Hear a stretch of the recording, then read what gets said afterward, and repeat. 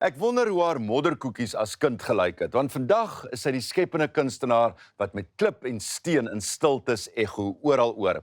Van Parel Hermanus tot Europa, Amerika en Australië vibreer haar kuns. Beeldhouer Nanette Ranger is geen onbekende nie. Sy maak die afgelope 30 jaar lank reeds mooi. Sy dekades lank 'n kunstskool in die Parel bedryf, maar skep sedert 2020 voltyds. Ek is persoonlik 'n groot aanhanger van haar werk, maar Therese was die gelukkige een om te gaan bewonder.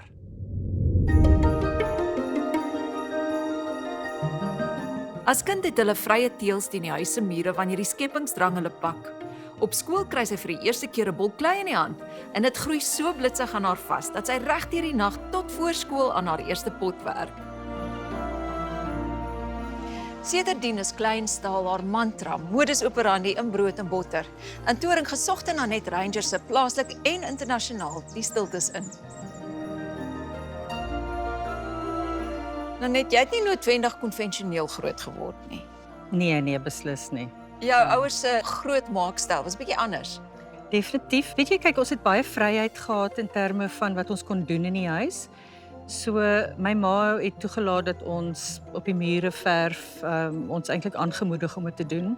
Ek weet sy het byvoorbeeld seepwater in die gang afgegooi. Ons het van daai blokkies vloere gehad, daai wit en swart. Ja. Gooi sy dit af en dan mag ons op en af. Nee. daarin. Ja, nee, regtig. Dit klink soos enige kind se Nee, droom. het was fantasties geweest. Dit was baie lekker, maar hulle was streng in ander opsigte, maar Ja. nee, onkonvensioneel. Wat het jou ouers gedoen?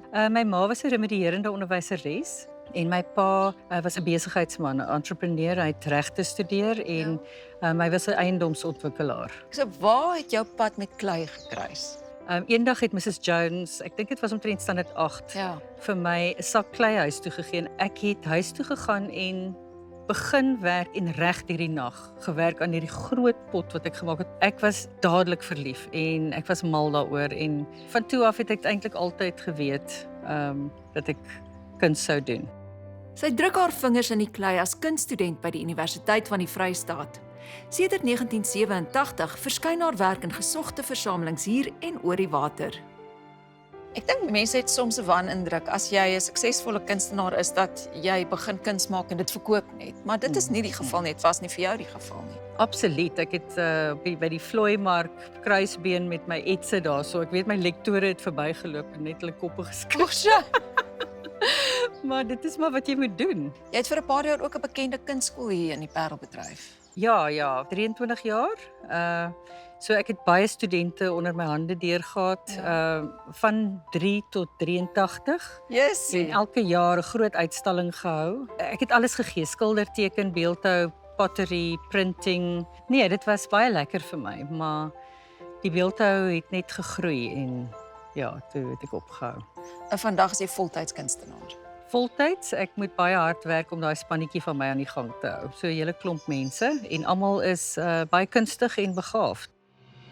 Die Nanette Ranger Atelier het 'n span begaafde en hardwerkende kunstenaars wat haar die waar deur die drif of die beelde deur die proses help kry. Elkeen blaas sy of haar unieke stukkie asem in elke maaksel. Hoe begin jy jou proses? Ek dink alles begin altyd eers by konsep. So ek dink my konsep uit en dan sal ek dit uitskets en van my skets af sal ek 'n raamwerk bou. Dit is belangrik om uit te werk hoe groot moet die kop wees en alles en daarvoor moet jy 'n tekening hê. En van daar af dan hierdie vorm opbou. Ek gebruik Bongo putty en dan begin ek die beeld modelleer. En dan na dit begin ons die detail opsit en die natuurlike forme inbring. So dit vorm die basis van jou beeld. Dis Ja. die liggaam. Ja, Dis hier is die lyf. bene, Oh, die wow. heupe, die lyf, die skouers en dan gaan die kop hierso kom. Die natuur is 'n baie groot deel van wat jy doen, hè? Gaan jy uit in die natuur, inspireer dit jou? Hoe begin dit vir jou? So ek en Sean gaan loop elke dag of by die rivier of by die op die berg en dan bou ek 'n visuele taal op deur teksture, patrone, forme, objekte uit die natuur bymekaar te maak. En dan bring ek dit huis toe en verbind dit aan menslike figure en dan bou ek so my visuele narratief. Haar beelde spreek 1000 woorde en vertel boeke vol sprokies. Met reg, want hierdie Rome word nie in een dag gebou nie. Eers moet sy die pyn, chaos, hoop en skoonheid in die wêreld absorbeer en dan iets kragtigs en aards met haar vingers daaruit vorm. Wanneer jy 'n beeld geskep het en jy's tevrede daarmee, wat is die volgende stap? Die eerste stap is om die mold te maak. Ja. Dit maak ons, hierso is een wat klaar is, maar ons maak een met 'n sagte silikon binnekant en 'n Ja. harde harpuis buitekant. En gewoonlik 2 helftes wat ons dan aan mekaar sal sit. Ja. Wanneer dit klaar is met die mold, dan verf ons hom aan die binnekant met 'n mengsel van harpuis en marmerpoeier. Ja.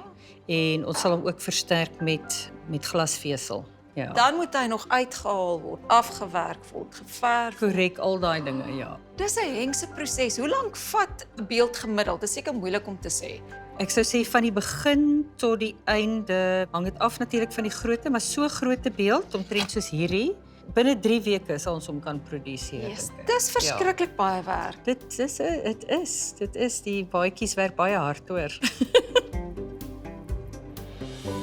Ek seker daar is nie dikwels daarvan nie, maar veral een van jou beelde het bietjie kritiek ontlok. Ja, Wat is daar se en hoe hanteer mens so iets? Okay, so wat gebeur het, dit was die Fine Arts fees en dit was by Gearing's Point, die Sculptures on the Cliffs.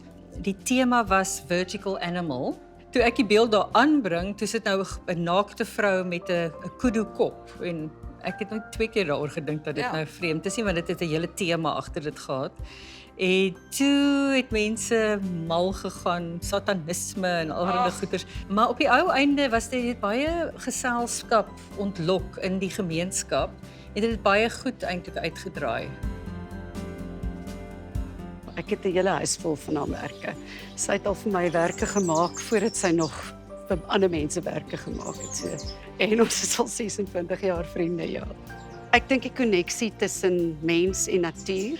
Ons het albei 'n passie vir die natuur en ja, sy kry dit reg om iets vas te vang en op 'n positiewe manier vas te vang. Haar beelde word permanent uitgestal by onder meer Creation Wines in die Hemel in Aardevallei, die Bruitenbach-tuin van digters in Wellington en in Sculptures on the Cliffs in Hermanus. Haar werk straal ook in uitstallings en versamelings in lande soos Engeland, Europa, Amerika en Australië. So being married to an artist is essentially an experience of never a dull moment. We've been together for more than 35 years. She is outwardly extroverted and she's got a fabulous sense of humor. I absolutely love her work and it resonates deeply with me. I just think it's fabulous. Mens kan absoluut verlore raak in julle tuin. Dis verskriklik mooi. Jy en Shaun, jou man, deel 'n liefde vir die natuur. Ja, nee, absoluut. Maar ek verstaan, een helfte is joune, een helfte is syne. Ja, ons het agtergekom dit werk glad nie om dit te deel nie, want jy weet jy het 'n visie en as ek weer sien dat hy potte van my gevat en op ander plekke gesit want dit werk beter daar en jy weet so toe besluit ons daar's 'n lyn en ek koop my plante, hy koop sy plante en dan steel hy soms van my plante. Ek wil net sê, Julle 2 kinders, 'n seun en 'n dogter. ja. Wat dink hulle van jou werk en deel hulle jou liefde vir kuns? Absoluut nee, hulle is baie lief vir kuns. Albei van hulle is talentvol. Hulle het juweliersware op skool gedoen. Ja. En Adrian is 'n professionele kunstenaar. Sy het studeer op Michaelis in Kaapstad Ja. en sy skilder en teken en sy het 'n ateljee in Simonstad Ja. en sy gee soms klas by Stellenbosch.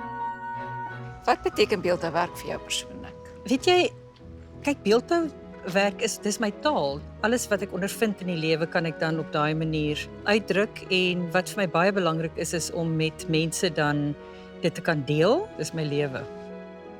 As jy 'n oomblik langer vir een van haar beelde kyk, kan jy sweer dit het skalks geglimlag. Wel dalk het dit.